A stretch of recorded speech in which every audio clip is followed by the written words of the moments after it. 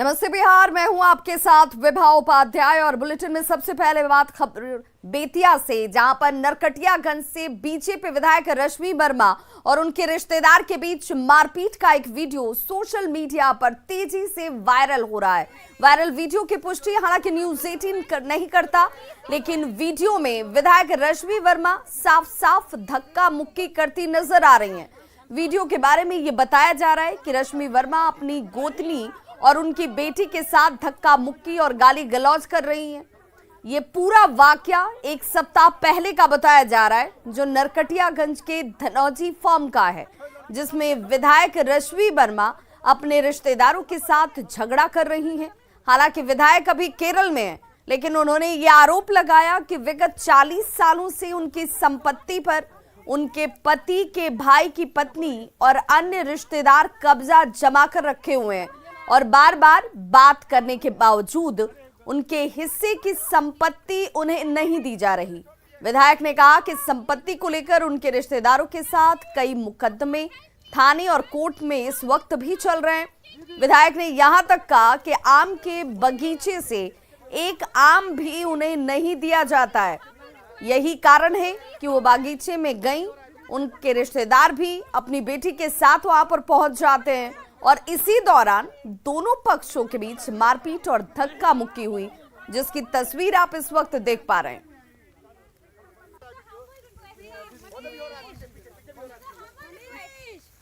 तो बीजेपी विधायक हैं रश्मि वर्मा, उनकी ये तस्वीर इस वक्त सोशल मीडिया पर तेजी से वायरल हो रही है, जिसमें रिश्तेदारों के साथ धक्का मुक्की करती ये साफ नजर आ रही हैं।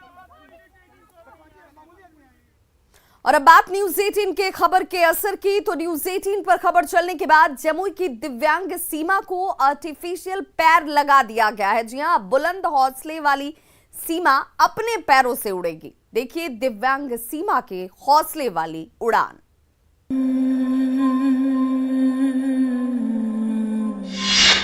न्यूज़ 18 की खबर का बड़ा असर, सीमा को मिला आर्टिफिशियल पैर।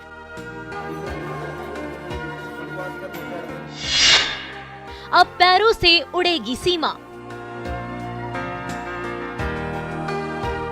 एक पैर से उड़ान भरती ये है जमुई की सीमा।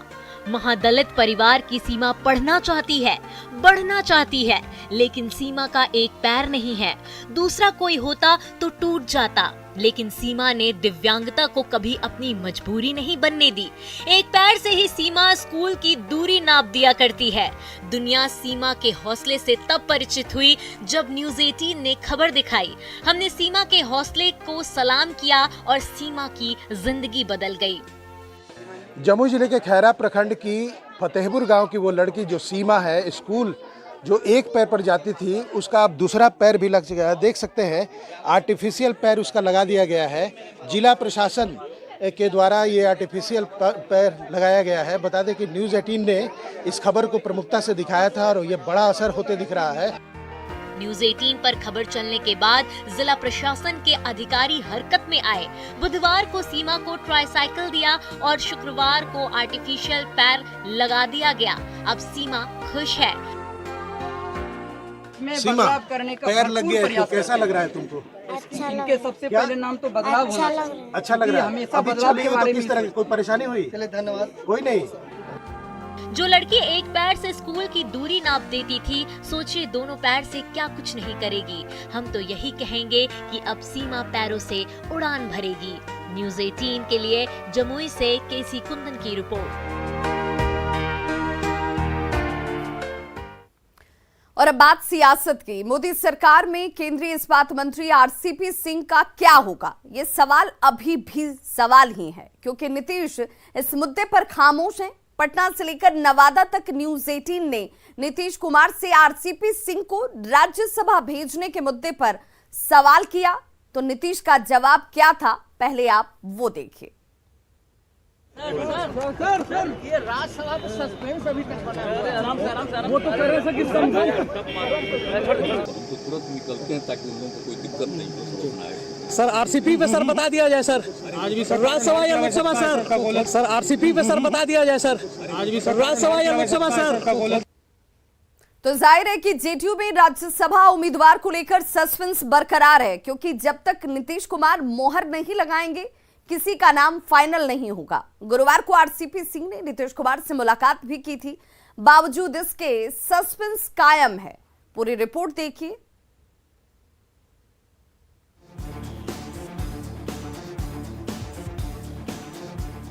गुरुवार की रात केंद्रीय मंत्री और जेडीयू के पूर्व अध्यक्ष आरसीपी सिंह ने सीएम नीतीश कुमार से मुलाकात की। दोनों नेताओं के बीच 1 घंटे तक मुलाकात हुई। इस दौरान जेडीयू के राष्ट्रीय अध्यक्ष ललन सिंह भी मौजूद रहे। लेकिन मुलाकात हुई और क्या बात हुई, ये अब तक किसी ने किसी से ना कही। बात बनी या बिगड़ गई, इस पर अब भी सस्पेंस बरकरार है, क्योंकि सीएम आवास से लौटते समय आरसीपी सिंह ने मीडिया से कोई बात ही नहीं की। संकेत ये भी कि क्या बात बन गई, या फिर संकेत ये भी है कि क्या नीतीश कुमार ने आरसीपी सिंह को ना कह दिया, क्योंकि ललन सिंह का यहाँ पर पहुंचना कई तरह के संकेत देता है। सबसे महत्वपूर्ण बात कि जब बैठक खत्म होती है और नीतीश कुमार और ललन सिंह एक गाड़ी से निकलते हैं और आरसीपी सिंह ठीक उसके 5 मिनट पहले एक अलग गाड़ी से निकलते हैं, और वो भी अकेले। जेडीयू से राज्यसभा कौन जाएगा, इसके लिए पार्टी ने अपने सर्वमान्य नेता नीतीश कुमार को अधिकृत कर रखा है। लेकिन सीएम नीतीश ने इस मुद्दे पर चुप्पी की चादर ओढ़ रखी है।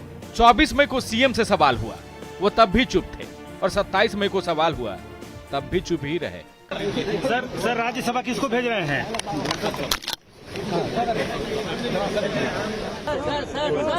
सर ये राज्यसभा में सस्पेंस अभी तक बना है। आराम वो तो कर रहे कि छोड़े। अब जब नीतीश कुमार चुप हैं, तो जेडीयू के किसी और नेता के बोलने की कोई गुंजाइश ही नहीं बचती। लेकिन सवाल है कि राज्यसभा उम्मीदवार पर क्यों चुप है जेडीयू? उम्मीदवारों के ऐलान में क्यों हो रही है देरी? राज्यसभा पर कब खत्म होगा जेडीयू का सस्पेंस? खैर, भले ही अभी जेडीयू के नेता चुप हों, लेकिन 31 मई तक तो चुप्पी तोड़नी ही पड़ेगी, और किसी भी हाल में सस्पेंस खत्म ही हो जाएगा। लेकिन आरसीपी सिंह के मंत्री बने रहने के लिए जरूरी है कि पार्टी उन्हें राज्यसभा भेजे, नहीं तो मंत्री की कुर्सी छीन जाएगी। न्यूज़ 18 के लिए पटना से रजनीश कुमार के साथ ब्यूरो रिपोर्ट। सिवान से आरजेडी नेता और पूर्व सांसद शहाबुद्दीन की पत्नी हिना शहाब को राज्यसभा नहीं भेजे जाने से कार्यकर्ता नाराज हैं। हिना शहाब को टिकट नहीं मिलने पर कार्यकर्ताओं का गुस्सा फूट पड़ा। जेपी चौक पर कार्यकर्ताओं ने लालू यादव और तेजस्वी यादव का पुतला फूंककर अपना विरोध जता दिया। साथ ही लालू और तेजस्वी मुर्दाबाद के नारे लगाए गए।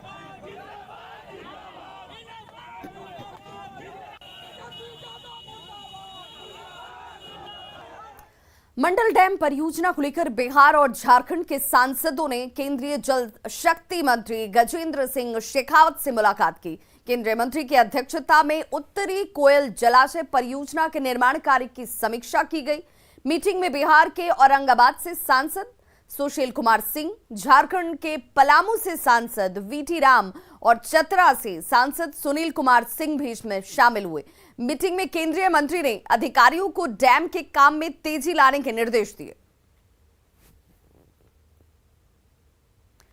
गोपालगंज से बड़ी खबर आ रही है, जहां शुक्रवार की रात खाना बनाने के दौरान गैस सिलेंडर में आग लग जाती है और उसके बाद जबरदस्त ब्लास्ट हुआ। ब्लास्ट की आवाज से पूरा इलाका थर्रा गया। वहीं मौके पर पहुंची फायर ब्रिगेड की टीम ने काफी मशक्कत के बाद आग पर काबू पाया। और तस्वीरें देखिए, ये एक्सक्लूसिव तस्वीरें आप अपने टीवी स्क्रीन पर इस वक्त देख पा रहे हैं। गैस लीक के बाद जबरदस्त ब्लास्ट होता है, जिसकी आवाज से पूरा इलाका थर्रा जाता है।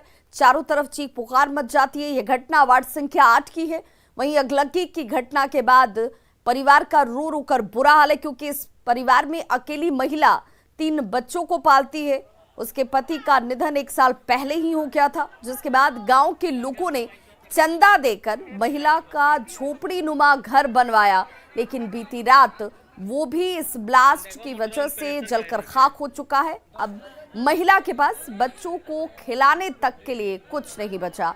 उम्मीद जाहिर की जा रही है कि जिला प्रशासन इस परिवार की मदद के लिए आगे आएगा।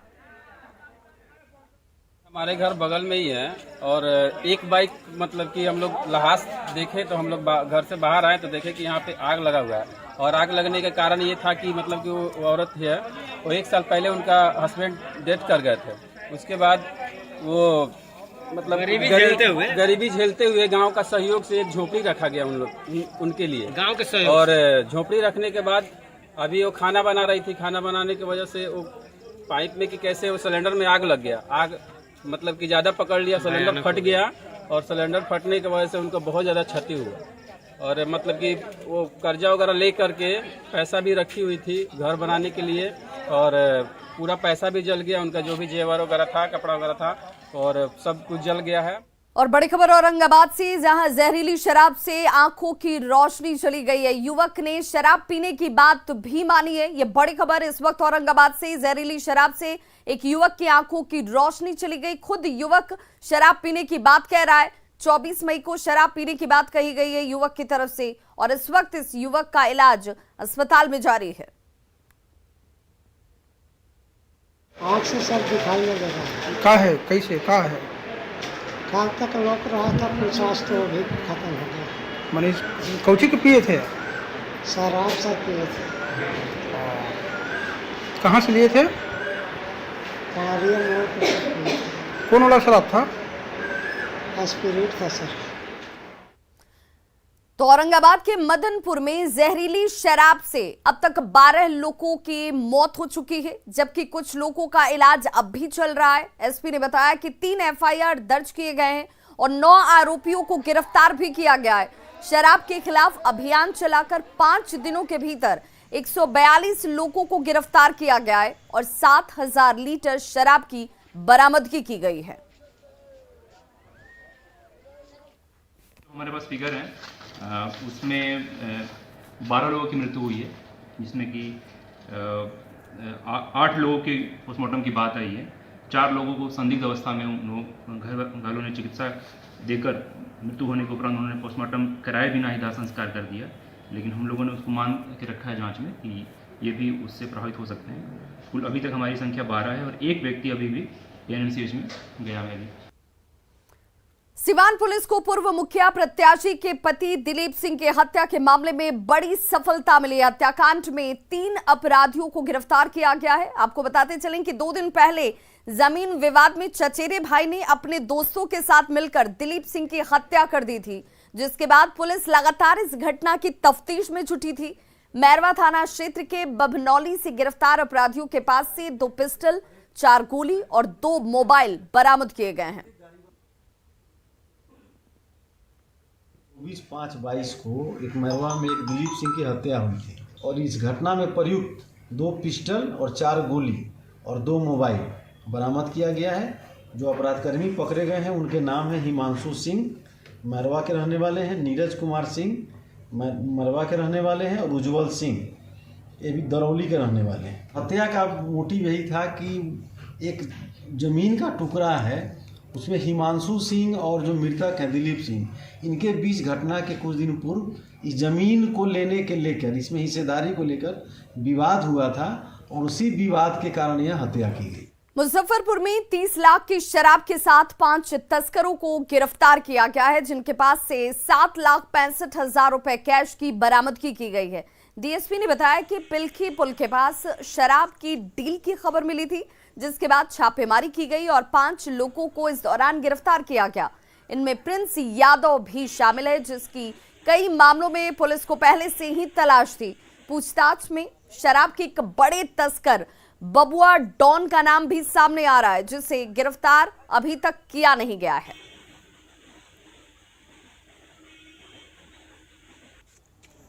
सभी शराब के प्रिंस जो है उसका शराब का एक लंबा चौड़ा इतिहास है। लगभग 1 दर्जन कांडों में वो वांछित था प्रिंस यादव।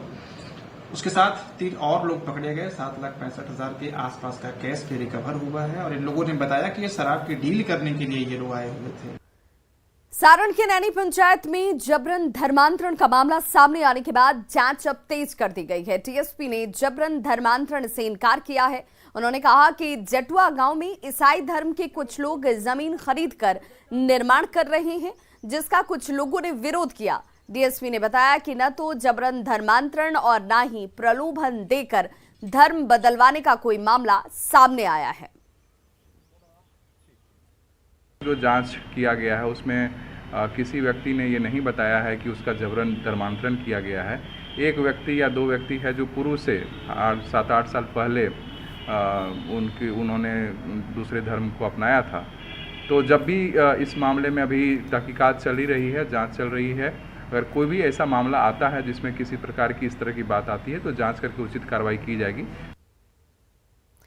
जो सिस्टम आपका है, आपके लिए है, उस सिस्टम को चलाने वाले अधिकारी आपकी गाढ़ी कमाई को दीमक की तरह चट कर रहे हैं और अपनी तिजोरियों में करोड़ों रुपए भर रहे हैं।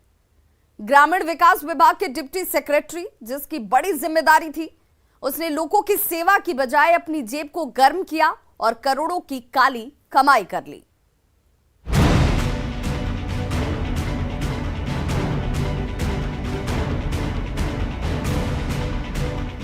सोने के कंगन, सोने की अंगूठियां, इतनी सारी सोने की चेन, बड़े बड़े झुमके और ये 9 लाखा हार।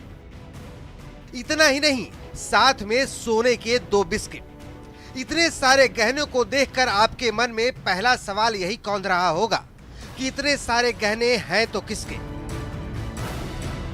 जवाब है ये चेहरा, ब्लू शर्ट में बैठा ये शख्स, जिसका नाम है शैलेंद्र कुमार भारती, जो बिहार सरकार में ग्रामीण विकास विभाग का डिप्टी सेक्रेटरी है। SVU को दानापुर के 2 बैंकों में शैलेंद्र भारती के लॉकर का पता चला, जिसमें एक लॉकर को स्पेशल बिजनेस यूनिट ने बैंक मैनेजर की मदद से खुलवाया, जिसमें 1.5 करोड़ रुपए के गहने और 2 गोल्ड बिस्किट मिले। SVU की टीम ने पटना के RPS मोड़ के पास मौजूद जेनेक्स अपार्टमेंट के फ्लैट नंबर 502 पर भी धावा बोल दिया। 1.5 करोड़ रुपए का सोने का हार मिला है। इसके अलावा सोने की 2 बिस्किट यानी 2 गोल्ड बिस्किट भी रिकवर की गई है। कुल मिलाकर जो स्पेशल विजिलेंस यूनिट की टीम है उसने जानकारी दी है कि आय से अधिक जो संपत्ति प्राइमा फेसी पता चली थी 1 करोड़ 20 लाख, उससे दुगना, तकरीबन आय से अधिक दुगना संपत्ति जो है वो रिकवर किया गया। जाहिर है 2002 में बिहार सरकार की नौकरी ज्वाइन करने वाले शैलेंद्र कुमार भारती ने अपने पद का गलत इस्तेमाल किया और आय से अधिक संपत्ति अर्जित की। शैलेंद्र भारती के पास पटना में 3 फ्लैट, बांका में 50 लाख की जमीन के कागजात के साथ साथ दर्जन भर बैंकों के पासबुक भी मिले, जिसमें 12 से 14 लाख रुपए जमा है। पटना से न्यूज 18 के लिए संजय कुमार की रिपोर्ट।